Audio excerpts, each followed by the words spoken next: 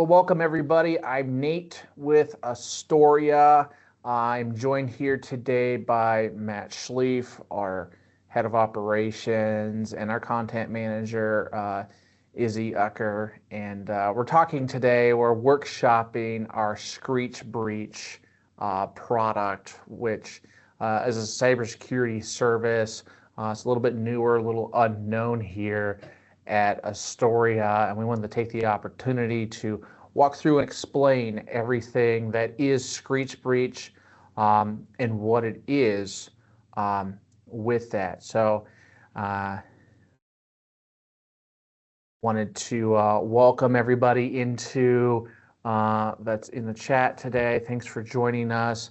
And what we're really hoping to do is kind of just have a real deep dive of what Screech Breach is and what it can do for you and why it's important to you in your business organization. So, Matt, I'd like to introduce you. You're a director of operations. Tell us a little bit about yourself and what you do at Astoria, and then tell us what Screech Breach is.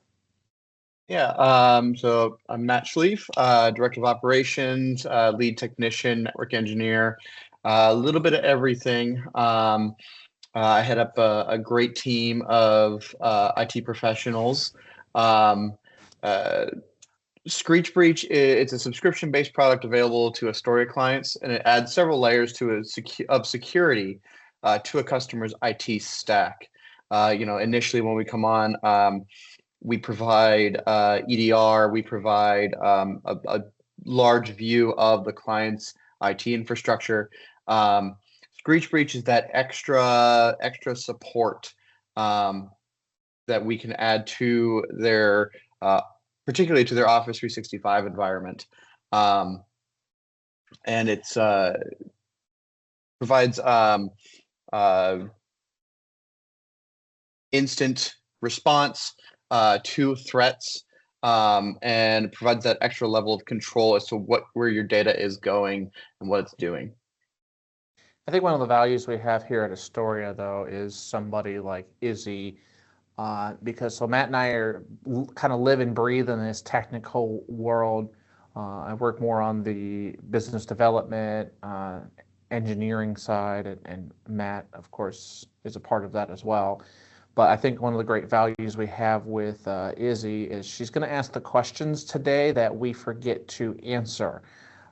So just quickly introduce yourself, Izzy, and what you do here at Astoria. Hi, so I'm Izzy. Yeah, I make most of the content. I'm more behind the scenes. But I also don't really know much about technology. So it's fun when they're discussing things, I'm able to ask questions that I think they kind of go over their heads because they're just so already into it. So yeah, I'm here to kind of just be like the layman. Yeah, I think that that's an important voice to have in the room because, that's who we're talking to is you, the layman, of why is this important to you, and why is it what we do important for you to see, and really what Screech Breach is. And Matt mentioned a couple of fancy words like EDR, and I'm going to say that's endpoint detection and response. And I'm guessing that probably doesn't answer the question of what EDR, endpoint detection and response is, right, Izzy? Yeah. Like, could you maybe give a little bit more information on kind of what endpoint response detection is? So yeah, I think a lot of people understand antivirus today. Like it's a piece of software that runs on your computer and it stops viruses, right? Mm-hmm. There's so much more going on in today's world between the phishing emails and with ransomware.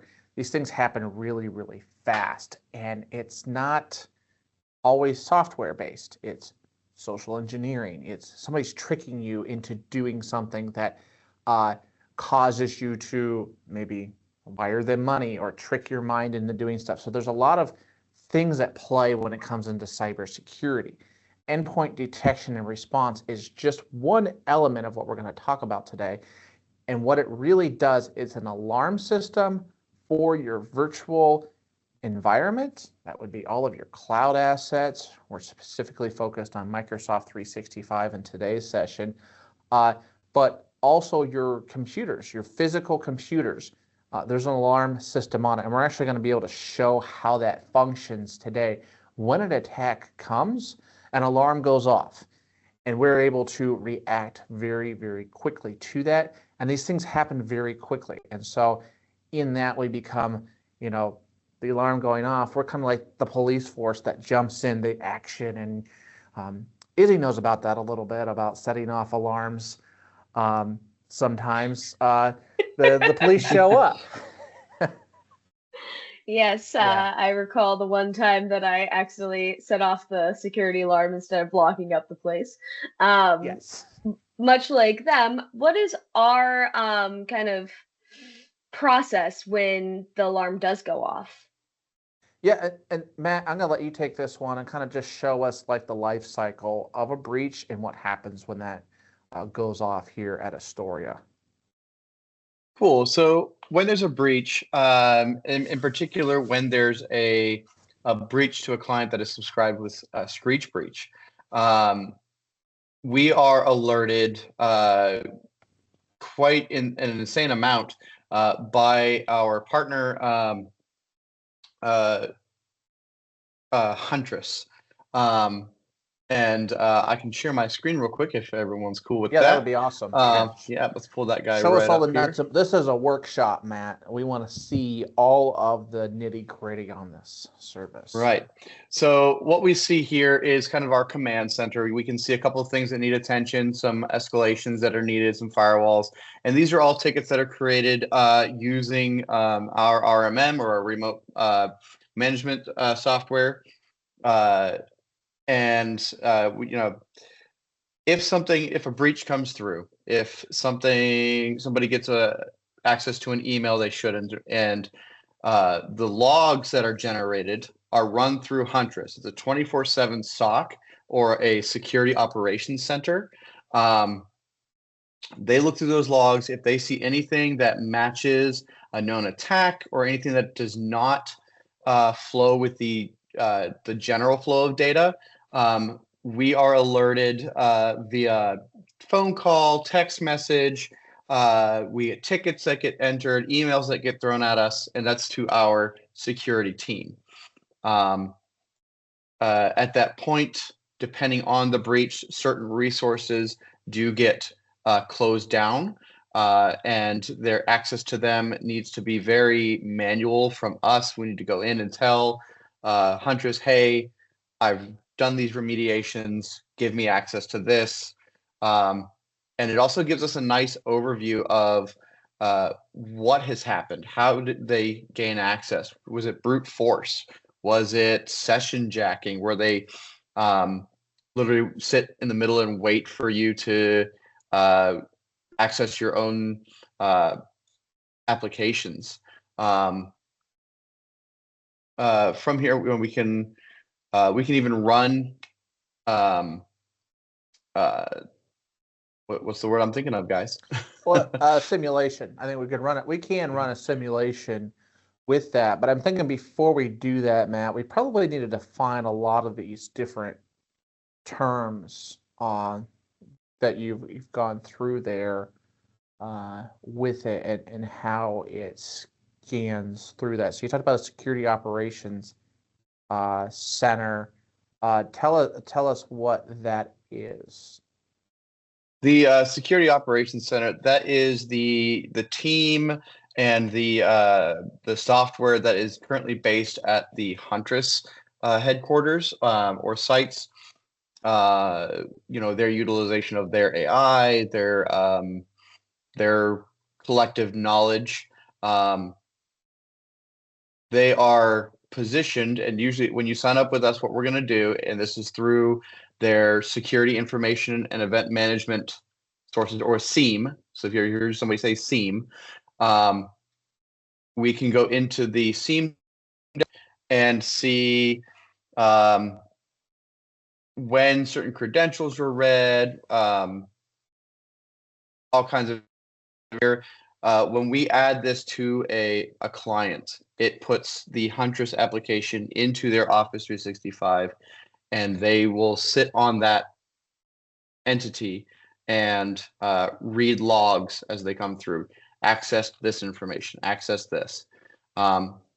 Doesn't mean that from here, we can see you emailing, the contents of your email to somebody. We're not looking for that. It's just, is it odd that you're emailing this person from Africa when you've never had access or you've never reached out to them before? We might get an alert on that one. Is it odd that this application just suddenly showed up in the Office 365 environment from somebody who's not an authorized admin for that particular part of Office 365? Once that happens, go ahead. Well, I think the other thing is we talk a lot about Office 365, but we also are monitoring the individual machines as well for these users too. Am I correct about that? That is correct. That is where the EDR, so you think of the SIEM, and that is the ITDR, or the Identity Threat Detection. That's where your Office 365, your user in that lives. Your devices have the EDR on them, which is an app that sits on the computer, and it looks at your Windows logs and will alert if there's any suspicious activity in those. They are, what's really nice is it utilizes the current Windows built-in antivirus, and it uses, so it's lightweight, and it's just watching everything that's already built in. So, I mean, I know that there's like some very obvious threats that are like, like an email from another country that we don't really work with too often, or kind of stuff like that. What's something that like could be really inside of the computer that would make that EDR really necessary? I think from that standpoint, session hacking comes into play, and I like to tell stories. So we actually had a user who was logged into their 365 on their computer and on their phone, because that's how they emailed. And so what they did is they got a scam email kind of late at night when they were tired and said, you have a new invoice from this. It looked like one of their vendors. And the user was annoyed and was like, why am I getting this invoice at this hour? And why would I be getting another invoice from this particular vendor? And they opened the attachment. They were able to session hijack that user via their phone. And what I mean by session hijack is when you log in, and correct me if I have the technicalities wrong on this, Matt, because sometimes even my understanding is not as deep of a technical dive as Matt.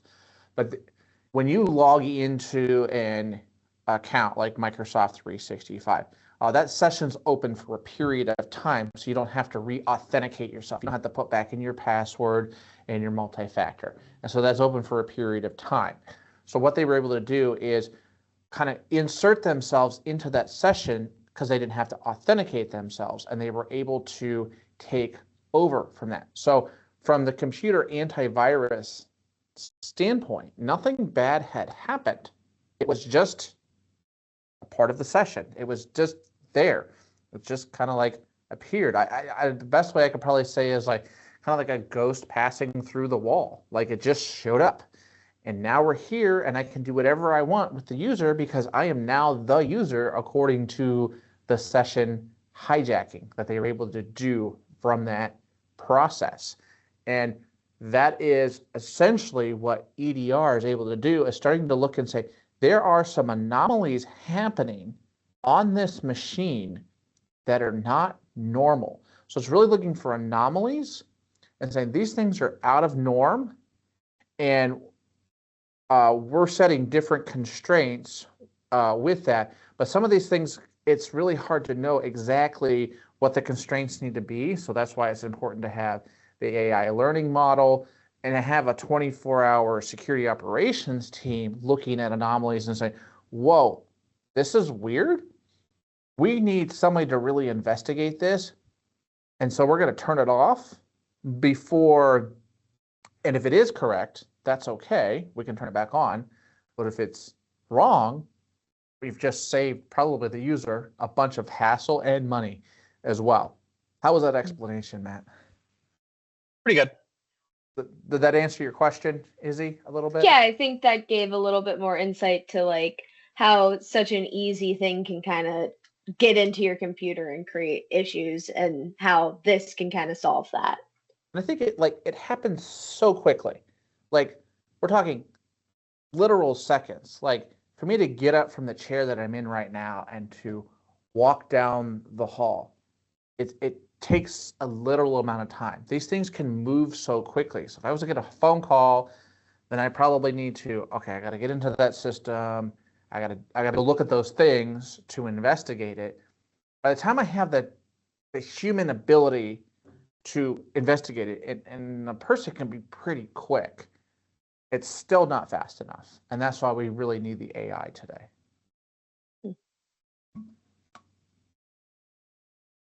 Absolutely. So we're going to do a demo, Matt? Yeah, I am currently working on that. So we're going to set up a simulation here.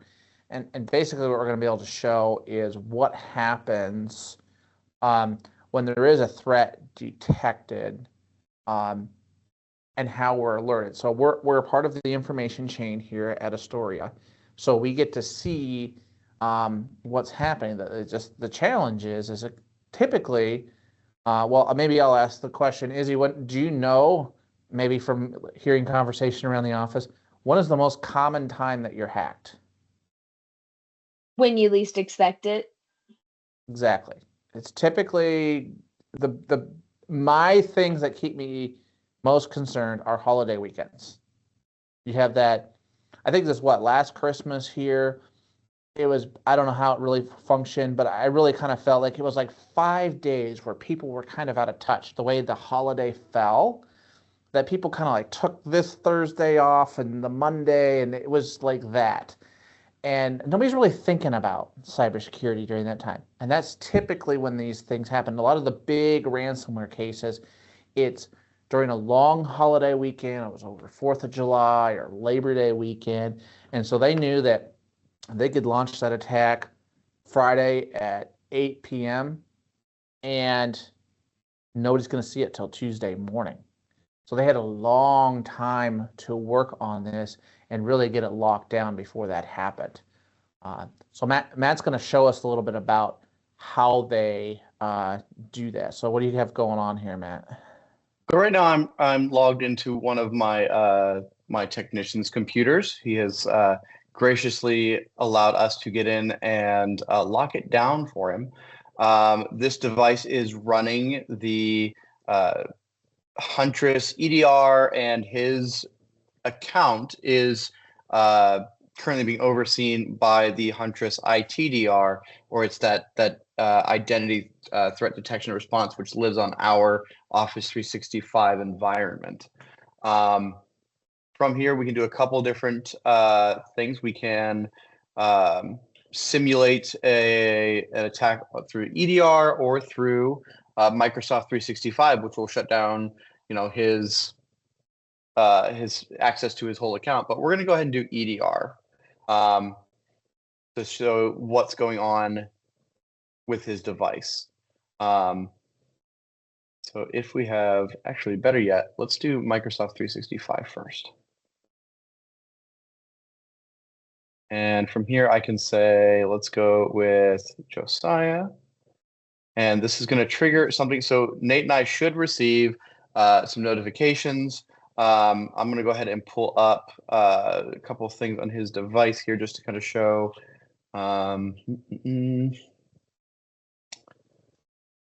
He's got multiple monitors.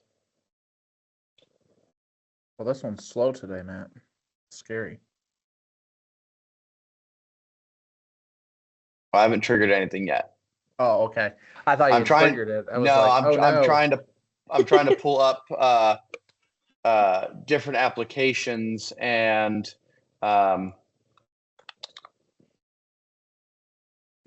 Well, and I thought if it was domain joined, it would just completely lock the device down. They couldn't even log into it. Am I understanding that correctly? We do the 365 and EDR. It should lock down the device. Yes. So we should see all that. I just want to make sure we're kind of our day-to-day. We're looking at certain things. So if I go ahead and trigger the incident. Yep, triggering this incident, it revokes all user sessions, which is the big one, because we talked about that session hijacking. And disables the selected identity on Microsoft 365. So if we trigger the incident, and we see that as active, I'm for getting everybody's a call. Benefit, I'm getting a call right now. So am I. On my cell, letting me know that there's something going on, and I'm going to answer it. I don't think I'm going to be able to. Detected in the Astoria organization. Log into the Huntress platform for more information. This is Huntress Labs Incorporated. A cyber incident has been detected in the Astoria organization. Log into the Huntress platform for more information.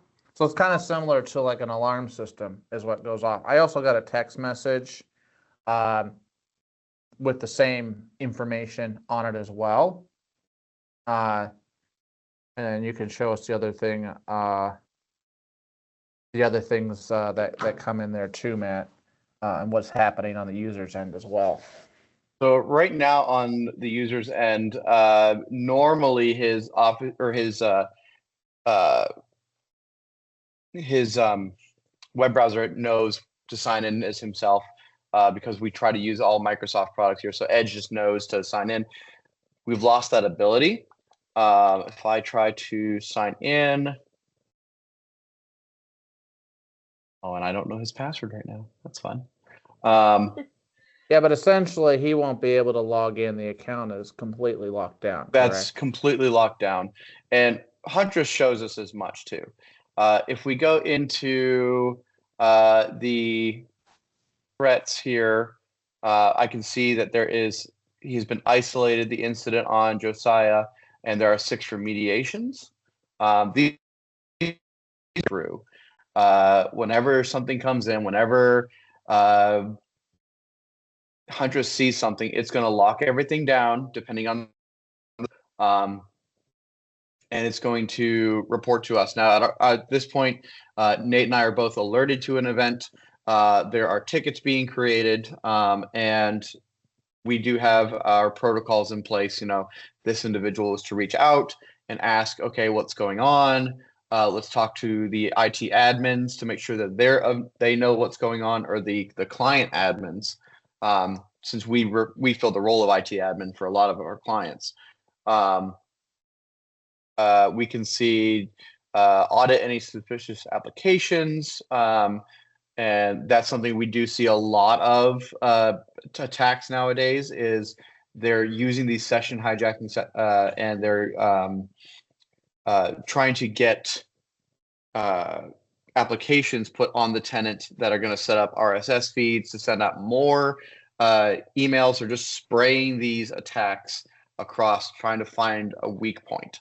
I also think it's important to add here is like, this is so much bigger than just like our staff at Astoria. Like you and I are alerted, but also the entire like team is alerted. Like our phones have rang and we've gotten text messages. Just like if you like sent a call to our office, like we have gotten a phone call on this issue at this point. But also in addition to that, so did Huntress. Now this is a simulated event, so they're not going to react at all to it. But they have the ability with this to also intervene. We've contracted with them as an extension of our team. They've got 40 people working in a center that if something like this happens and it's widespread, they're going to intervene, because this could happen in the middle of the night. And I don't know about anybody else, but I like to sleep at least about 30 minutes a night, and I don't like to be woke up. So that's essentially what's happening. But my phone will ring in the middle of the night too, because I want to be alerted to the issue, or, if I'm not on call, somebody's phone is ringing. There is a physical person in this chain that's available. And then, we take the lead on it. Astoria always takes the lead on these situations with Screech Breach. But in addition to that, if you go back up to the top there, Matt, what's really important is it says request SOC support is that button there. We can click on that, and we can, and it's grayed out because it's a simulation, but we can have, they will call us. If you press that call back, they call us within about 5 minutes. A real live English speaking person calls us and has a conversation. Hey, what's going on? Maybe I need to pull in a specialist on this specific issue, or something like that, to really help us resolve with that. But they're very quick to get back with us on this and make sure that we understand what we needed to resolve it. Because it's like impossible for us to be an expert on every single thing that is happening. Have you ever been woken up out of a dead sleep, like a baby crying or something? It takes you a few minutes to really what is happening right now. And that's the reaction time that's really hard. And it's great to have a 24-hour SOC really supporting you, and really allows Astoria to really be there for you in the clutch when something like this happens, outside of us trying to be up 24/7, which is just physically impossible. You want us to be able to have good information and make good decisions, and be able to have that time to function as humans for you, and have that ability to lock down the environment.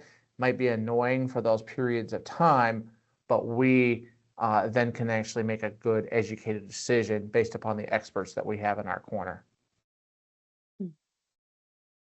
Yeah, So- and to kind of reiterate your them getting a hold of us and our whole team being alerted, not only did my personal phone ring at the same time Nate's did, and I got 2 text messages saying, hey, this is us trying to call you, please call us back or take a look at your dashboard. It went to our, you can text Astoria, and it went to our text line, which all of my technicians see. So there's really not a good chance that we're going to miss any kind of critical incident. And really, at the end of the day, if we personally missed something, there's 40 people involved in this communication chain. Somebody's looking at it immediately.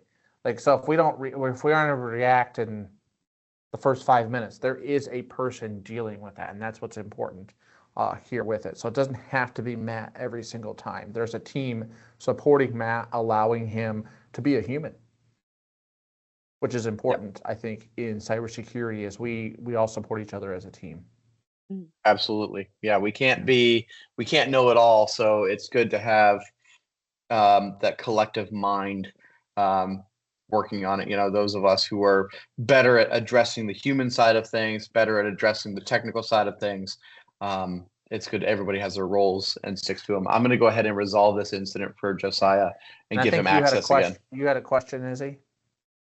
Yeah, I kind of forget what it was right now. I think it was more like, it seems like we have a really good understanding of what we do on our end. Do you have any recommendations on what the protocol would be for, obviously Josiah would probably know what to do, but on the other people's end who are getting this kind of lockdown on their accounts and everything, when they're finally able to start going back in and starting to kind of log in and everything, what's some advice you have for that end of things, I guess? Yeah, it's going to be getting a hold of us. Odds are we're getting a hold of you. If you're suddenly seeing I'm locked out, maybe I should call Astoria and see what's going on. And then just be prepared to change passwords. And if you don't already have it set up, we're setting up MFA, which is the multi-factor authentication. That's going to help out a lot.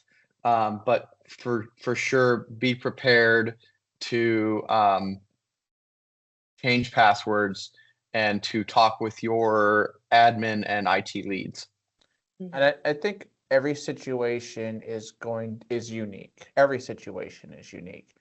And that's why it's important for Astoria to get multiple ways of contacting our clients for situations like this, because certain methods of communication have typically been compromised. I'm not going to be able to email you potentially. And with the rise of deep fakes, which we need to do a whole session on deep fakes in the future as well, we're very cautious in these situations to make sure we're actually physically talking to you.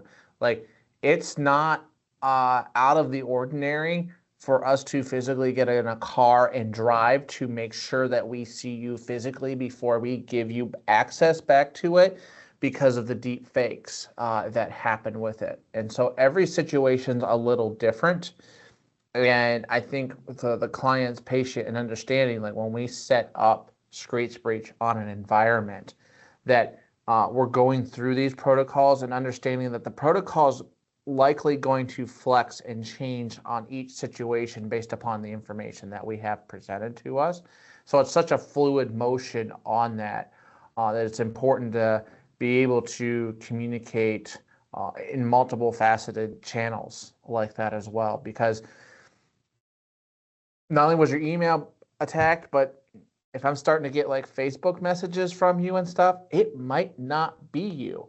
It could be you, but I don't know that until I can verify that it's actually you. Or you might be messaging me on LinkedIn saying, oh no, I've been hacked, help me get recovered.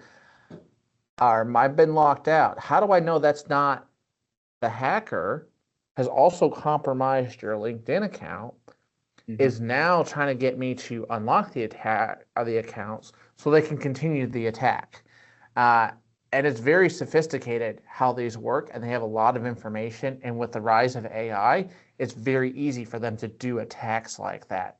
So that's why every situation is a little bit of a fluid motion of, I think the first thing every user needs to do is just have some patience, and we're going to proactively reach out to you, and we're going to reach out to other members of your organization, not because we want to believe you, but we have to verify, especially if we can't see you in person and feel and touch and make sure that it's there, that we are actually unlocking it for the right people, because we want to make sure that you actually go back to a safe place, and that this doesn't happen.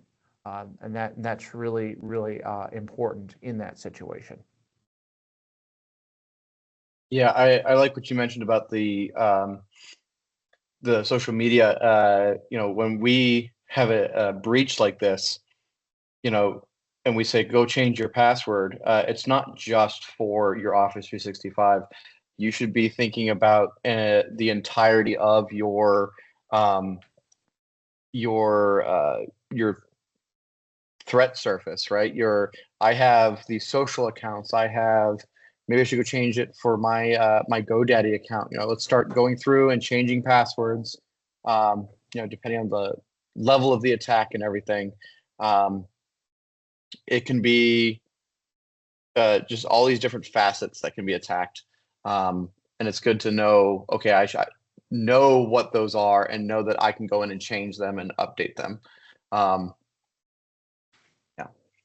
we talked a lot about the kind of the alarm system piece of this, but we have a lot more controls that are available to us, Matt, through the Microsoft 365 environment that we include with Screech Breach.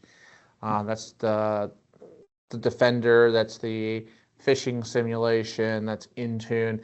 I thought we could take a few minutes and kind of dive into those pieces and how those function, especially for the remediation side. And what I mean by that is after the fact, things happen. And there's more than just like straight up ransomware. There's device loss and theft, yes, with serious information on it, or even just, we want to make sure that we cleared all the data off that device so that it doesn't have our information. Like if we need to destroy this device and we want to like send it to a recycler, like how can we guarantee that this stuff is destroyed or safe on those physical devices? So show us a little bit of those pieces that we have as well. Yeah, so one of the big things that gets added with Screech Breach is the use of some advanced licensing through Office 365 that does include Intune, which is which is Microsoft's MDM, or their mobile device management system. It has several other facets to it, but that's kind of the big win for security. So not only do you get, the Windows Defender, with Intune, this addresses not only the, oh no, I've lost my device, somebody stole it. It also helps you prep for a world where we're doing BYOD, which is bring your own device.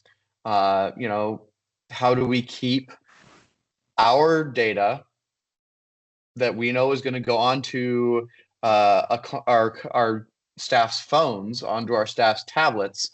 How do we keep that data separate from all that and not encroach on theirs if we need to? How do we not have to go to the client when they leave us and say, or to the staff member when they leave us and say, hey, we know you were doing this with your computer, with our data, we need to get that computer from you. And it could be a total invasion. So with Intune, we can control where that data lives. We can control the devices, or at least as far as Astoria is concerned, or the client's information is concerned, whether or not that's even there. We can wipe entire devices if we have that. And as you can see here, this is on a virtual machine that we have in our environment.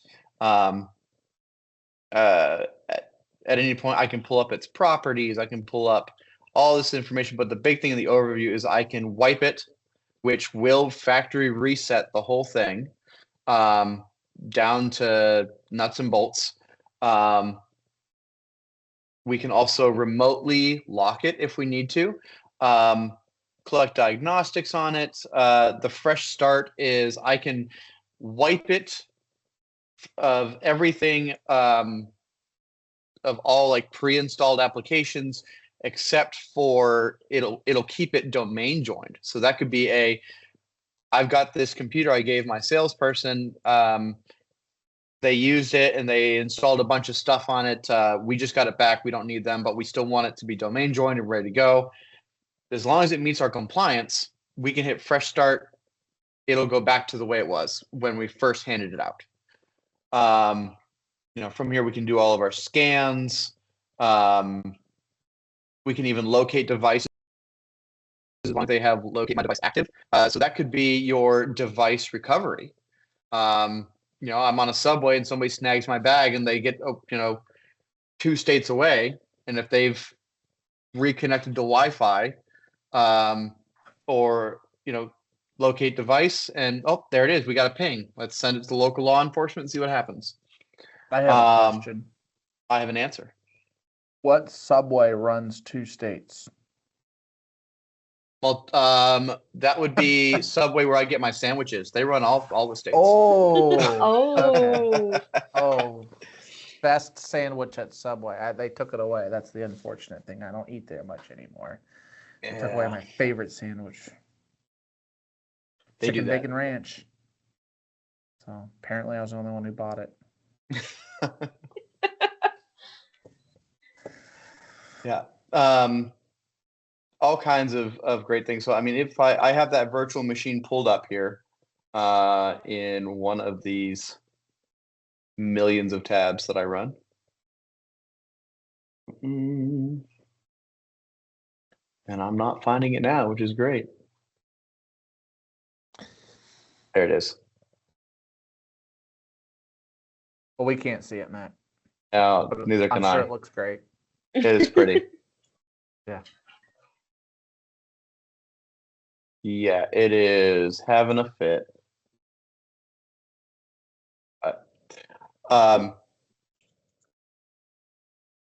At any rate, when the virtual machines are behaving properly,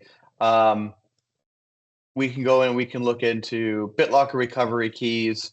What is also great about this, and for those of us who are really big into compliance and to policies, we can go in and preset those up. So in order for this device to access my data, it must be BitLocker encrypted. It must be this version of Windows or later, must have this application on it. And we can push those applications out through Intune as well. We can go ahead. There's a lot to it, and I think maybe if we took like 2 minutes, tell us real quick, what is BitLocker?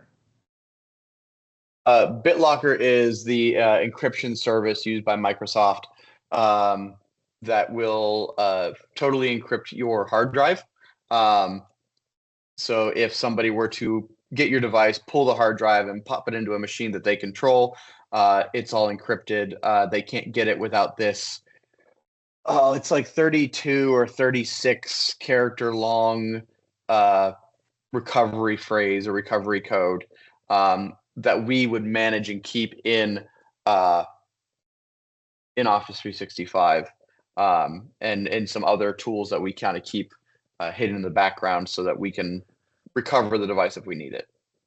So it kind of appears that this 365 admin is a pretty important component of all of this management piece. It's kind of like the home for everything, if I'm understanding this right, correct? Absolutely. It's from there that we can control, user access. We can do your exchange. So that's your emails through Outlook. We can set up so that your SharePoint access, changing users' passwords and setting up their multi-factor authentication. That's kind of where we live, and it's a very important piece of controlling all of this. This was a lot of information today. Maybe, Izzy, you can bring us back down to the user level and help us bring this home. Yeah, I mean, one question I know that I have outside of kind of like the really technical aspects of it is like, so when you come onto Astoria, we do a very basic security kind of package, and then Screech Breach is our more advanced package. Would you be able to maybe touch on like what are the differences? What would you recommend? I know that when we have a client that kind of has an issue with a very large issue with like a security breach, we always try to recommend moving towards that Screech Breach. Just kind of touching on that a bit. Yeah, I would say, I think that, yeah, thanks for that. The Screech Breach is definitely an add-on service, an optional service on top of our Uptime service. And so Uptime is really kind of the basics of IT and the basics of security. So you're getting IT management with a help desk. So you're getting us for your day-to-day, during the day operational needs to help you with basic IT needs, help desk. But you're also getting some policy and procedure kind of built into that. You know, we're enforcing multi-factor authentication. We're getting your emails set up so that you can communicate and you can message maybe through Teams or other applications that you use. And we build a password management policy as well for you. So it's easy for you to share passwords. It's easy for you to be able to have good passwords in it. We're looking at the entire network across the board, so we understand everything's going on with your network and keeping that secure as well. But what that misses is that 24/7, 365 security monitoring piece. It's proactive, but this is the next level of proactiveness. This is something that we had typically reserved for those more enterprise-minded clients. And it wasn't something we had initially presented. We're offering this now to every client because, and we're almost recommending it to every client because it is getting so much easier with the rise of AI for you to be hacked, even with all of the good protocols that we put in place as a basic foundation. But it doesn't make sense to start with Screech Breach if you haven't done the other things. If you don't have a good foundation in place, if you don't have a good IT team in place, and I think the one thing I missed, Izzy, was I forgot about backups. But if we don't have backups in place, what's the point of, I can tell you that something's going down, but I don't have any way of recovering from it, or I don't have any way of blocking it because I need to have certain tools in place. So I want to get these tools in place and get them implemented well. And then I want to add Screech Breach in addition to that to make sure you're completely locked down and protected. And I can't say that this is the silver bullet because down the road, something else is going to come along and we're going to have to change again in the future for something new that comes along as well. So this is like the iteration for today, but something new will come in 12, 18, 24 months as well.